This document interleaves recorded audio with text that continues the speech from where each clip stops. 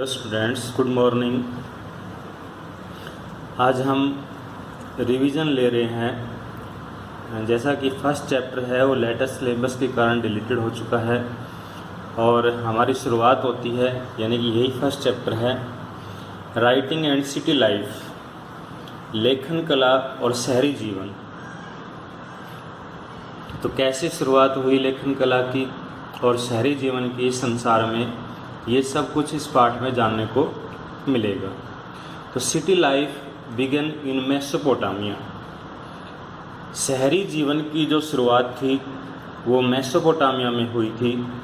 The land between the Euphrates and the tigris river that is now part of Republic of Iraq. The land between the Euphrates and the tigris river, Euphrates का मतलब होता है फरात नदी और tigris का मतलब होता है दजला नदी। फरात और दजला नदियों के बीच का प्रदेश जो आजकल इराक गणराज्य का हिस्सा है, is known for Mesopotamia civilisation. इसे मेसोपोटामिया की सभ्यता के नाम से जाना जाता है। यानी जो लैंड दजला और फरात नदियों के बीच विकसित हुई उसे ही मेसोपोटामिया यानी आधुनिक इराक गणराज्य का जो हिस्सा है उसे ही मेसोपोटामिया कहा जाता है। यानी आधुनिक इराक का नाम प्राचीन काल में in old previous time is known for Mesopotamia. Mesopotamia is known for its prosperity is known for its prosperity का मतलब होता है संपन्नता, सिटी लाइफ शहरी जीवन, इट्स वॉल्यूमियस एंड रिच लिटरेचर, अपनी संपन्नता, शहरी जीवन और विशाल और समृद्ध साहित्य, इट्स वॉल्यूमियस एंड रिच, विशाल और समृद्ध साहित्य, and it's mathematics and astronomy, अपने गणित और खगोल विद्या के लिए प्रसिद्ध थी।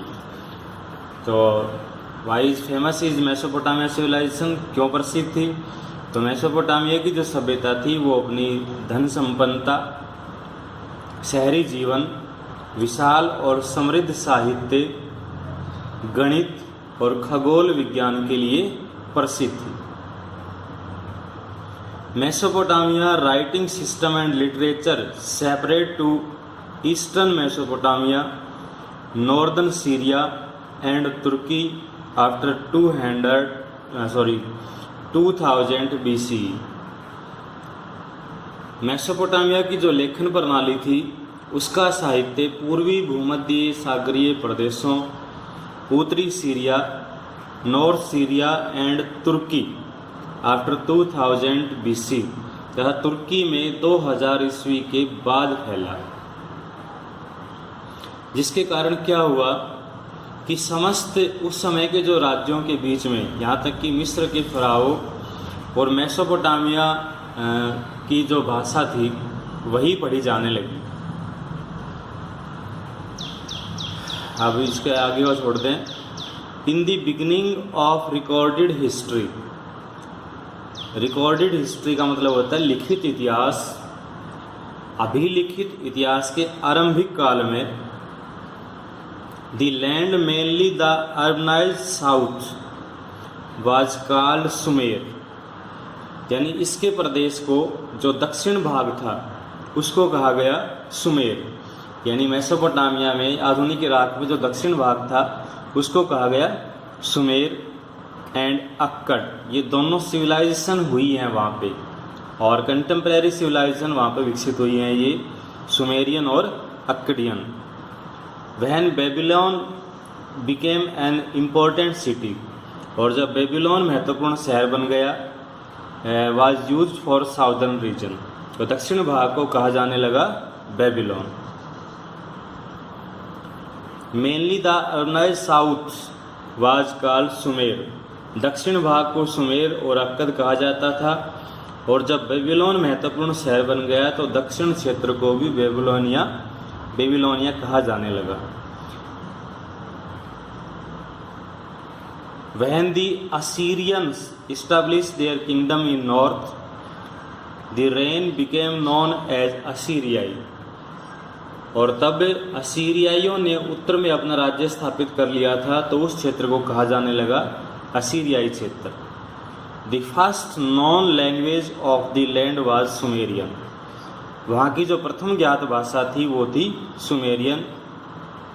It was gradually replaced by Akkadian around 1400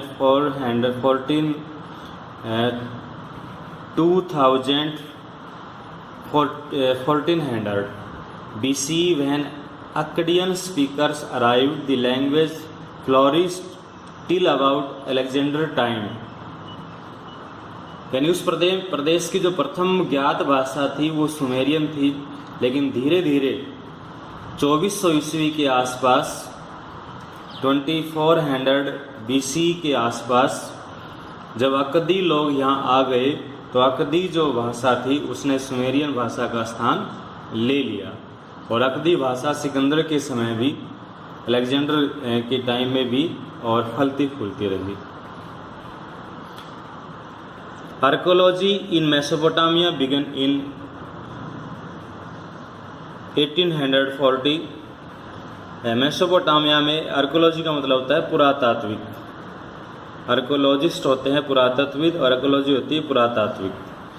archaeology in Mesopotamia begin इन 1840, यानी 1840 के दशक में मेसोपोटामिया में पुरातत्विक खोजों की शुरुआत हुई।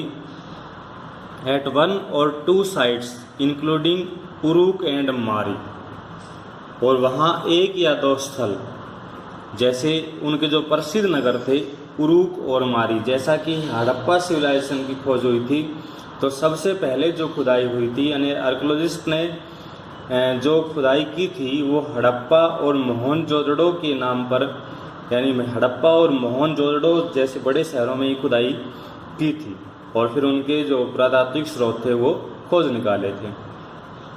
तो मेसोपोटामिया के भी 2 प्रसिद्ध नगर थे, उरुक और मारी। वहाँ पे खोज की शुरुआत हुई, which we discuss below. Excavation continued for decades, और उत्खनन कार्य कई दशकों तक चलता रहा। No Indian site has ever seen such long term projects, और भारत में भी किसी स्थल पर इतने लंबे समय तक खुदाई की कोई परियोजना नहीं चली है। 2 दशकों तक सबसे अधिक खुदाई थी वो मेसोपोटामिया सिविलाइजेशन में हुई है। Not only we can study hundred of Mesopotamia buildings, और इन खुदाइयों के फलस्वरूप आज हम इतिहास के स्रोतों के रूप में सैकड़ों की संख्या में जो वहाँ पे मिला बिल्डिंग्स, स्टेच्यूज, यानी वहाँ खुदाई में क्या प्राप्त हुए। तो 100 ऑफ मेसोपोटामियन बिल्डिंग, हजारों की संख्या मेसोपोटामिया की जो इमारतें थी वो मिली, स्टेच्यू मिली, मूर्तियाँ मिली, ऑर्नामेंट्स, आभूषण मिले, ग्रेव्स, गुफाएं मिली, टूल्स, औजार मिले, एंड सील्स, और मोहरें मिली एज सोर्स, स्रोत के रूप में। इमारतें, मूर्तियाँ, आभूषण, कब्र, औजार, करेंसी ही नहीं बल्कि हजारों की संख्या में there are thousands of written documents, हजारों की संख्या में लिखित दस्तावेजों का भी अध्ययन हम इन सोर्स के जरिए कर सकते हैं। Mesopotamia was important to European because of reference to it in Old Testament. Europe वासियों के लिए मेसोपोटामिया इसलिए महत्वपूर्ण था क्योंकि इसका उल्लेख था वो ओल्ड टेस्टामेंट, यानी बाइबल का जो प्रथम अध्याय था ओल्ड टेस्टामेंट, उसमें इसका वर्णन है, the first part of Bible. For instance the book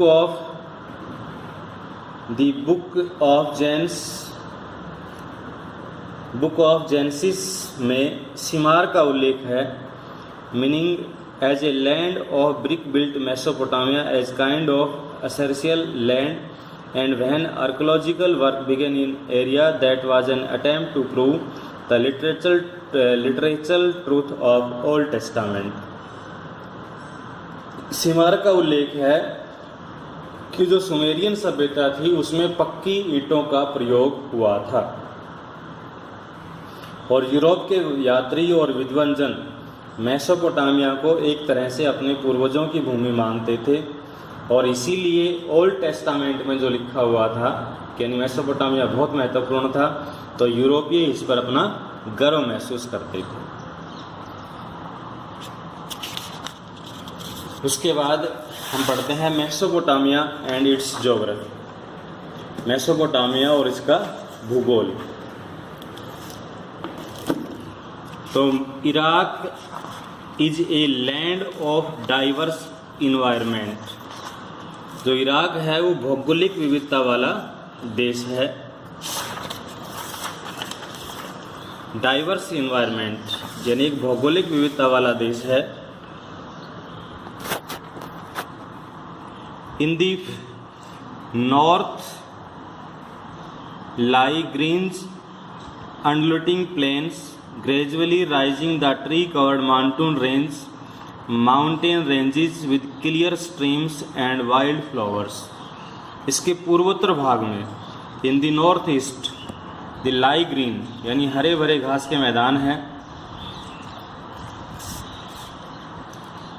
ऊंचे नीचे मैदान है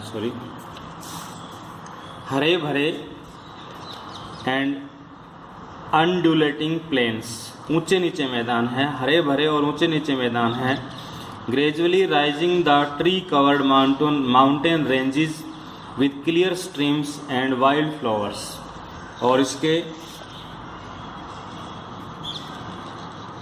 जो वृक्ष हैं वो एक पर्वत श्रृंखला यानी पहाड़ों की एक बहुत लंबी रेंज है, और उस पर बहुत अधिक संख्या में वृक्ष एक कतार के रूप में दिखाई देते हैं। With enough rainfall to grow crops, यहाँ जो फसलों के लिए पर्याप्त वर्षा हो जाती है। Here the agriculture began between 7000 and 6000 BC। यहाँ 7000 से 6000 ईस्वी के बीच खेती की शुरुआत हो गई थी। तो अंडरलाइन करें इसको कि मेसोपोटामिया में खेती की शुरुआत 7000 और 6000 साल पहले हुई है। In the north there is a stretch of upland called a steppe. उत्तर में ऊंची भूमि है जिसे स्टेपी का मैदान कहा गया है। Where animal herding offer people a better livelihood than agriculture after the winter rains. Sheep and goats feed to grasses and low shrub that grow here। और सर्दियों की वर्षा के बाद यहाँ भेड़ बकरियाँ यहाँ उगने वाली जो छोटी छोटी झाड़ियाँ हैं उससे अपना भरण पोषण कर लेती हैं।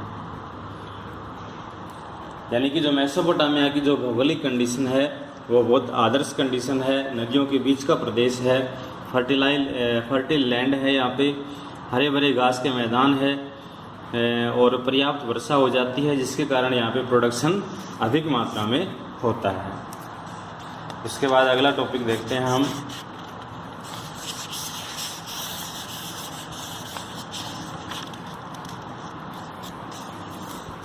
द सिग्निफिकेंस ऑफ अर्बनाइजेशन, शहरीकरण का महत्व। इम्पोर्टेंट है ये कि कैसे शहरीकरण होता है।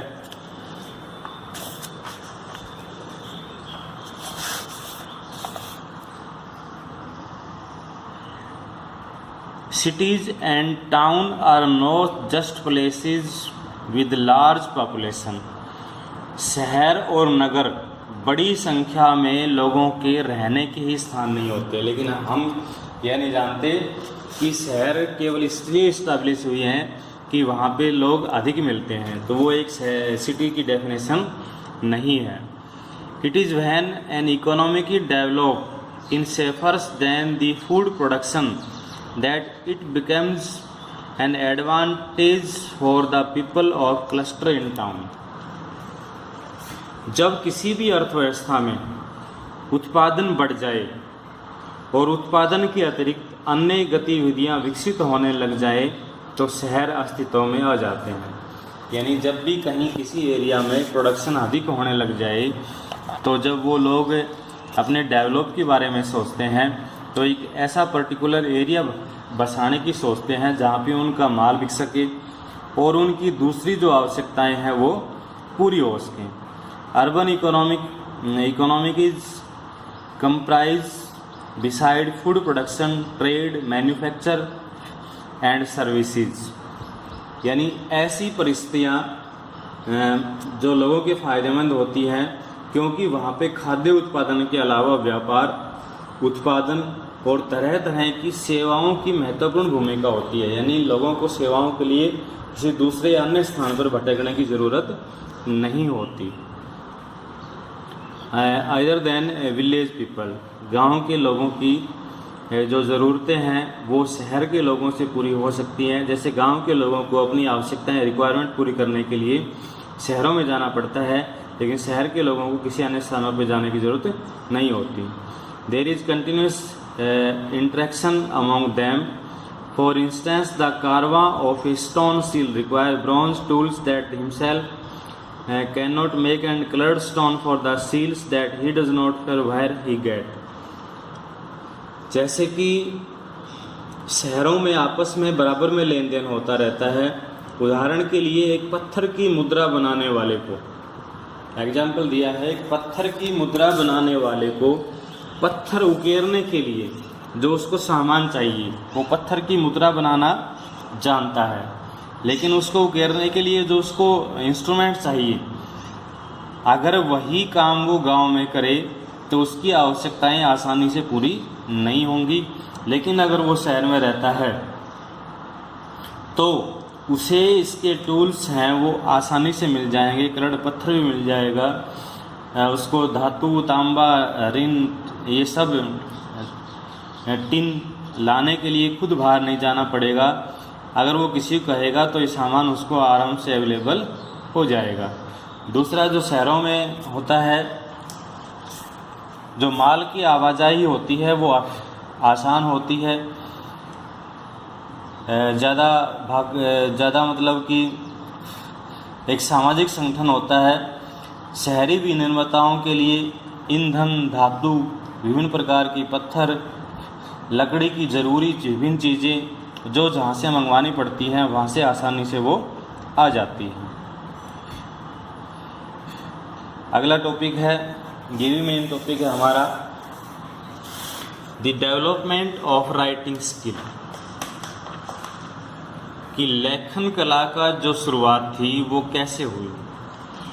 तो all the society has a large languages. सभी समाजों के पास, all the society had a personal language in which certain spoken sound convey certain meanings. कि सभी समाजों के पास अपनी भाषाएं होती हैं जिसमें उनकी जो बोली जाने वाली ध्वनियाँ भी शामिल होती हैं। जैसे पर्टिकुलर लैंग्वेज होती है, उसको बोलने के लिए उसके साउंड्स होते हैं। The verbal communication, writing too is verbal communication but in different way. इसे मौखिक या अपने भाव को व्यक्त करना हो सकता है। लिखना मौखिक भाव अभिव्यक्ति से भिन्न होता है। Writing too is verbal communication, जो लिखना होता है वो मौखिक हावभाव से अलग होता है कई तरह के रस्तों में, कई तरह के वे में। व्हेन वी टॉक राइटिंग और स्क्रिप्ट, जब हम लेखन या लिपि के बारे में बात करते हैं, we mean that spoken sound are represented in visible signals. तो इसका अर्थ होता है जो उच्चरित ध्वनियाँ होती हैं वो दृश्य या संकेत चिन्हों के रूप में समझी जा सकती हैं। The first Mesopotamian tablets, Mesopotamia में जो पहली तख्ती मिली थी, written around 3200 BC, contain picture like signs and numbers. जो 3200 वर्ष ईस्वी पूर्व के आसपास की जो तख्ती मिली है उसमें चित्र, चिन्ह और जो संख्याएं दी हैं उससे पता लगता है कि मेसोपोटामिया में लेखन की शुरुआत हुई थी। और धीरे धीरे करके वहाँ पे बैलों, मछलियों और रोटियों आदि की जो 500 सूचियाँ मिली हैं और मंदिरों में जो होने वाली गतिविधियाँ मिली हैं और आपस में जो लोगों का लेन देन होता था, needed to keep record the transaction because in city life transaction occurred at different times. लोगों में जो बार बार लेन देन हुआ है उससे रिलेटेड भी उन्होंने जो रिटर्न तख्तियाँ हैं वो लिखी हैं। तो मेसोपोटामिया में लिखने की शुरुआत कैसे हुई, तो इसका एक आराम से आप हिंदी में समझ सकते हो। सबसे पहले वो गिल्ली मिट्टी को आराम से गूँथ लेते थे और गिल्ली मिट्टी को गूँथ करके और उसकी नम सतह पर, यानी उसकी नम सतह पर एक ट्रिम्ड जो कलम होती थी, सरकंडे की तिल्ली की तिखी नोक से उस मिट्टी की गिल्ली सतह पर लिखा जाता था और फिर उस पट्टिका को धूप में सुखा लिया जाता था, तो वो एक कीपिंग रिकॉर्ड बन जाता था। और हर नए जो उनकी रिक्वायरमेंट होती थी, नया रिकॉर्ड होता था, उसके लिए एक लिखित पट्टी की आवश्यकता होती थी। तो सबसे पहले जो लिखने की शुरुआत थी वो मेसोपोटामिया में हुई थी। उनका साहित्य भी प्रसिद्ध था।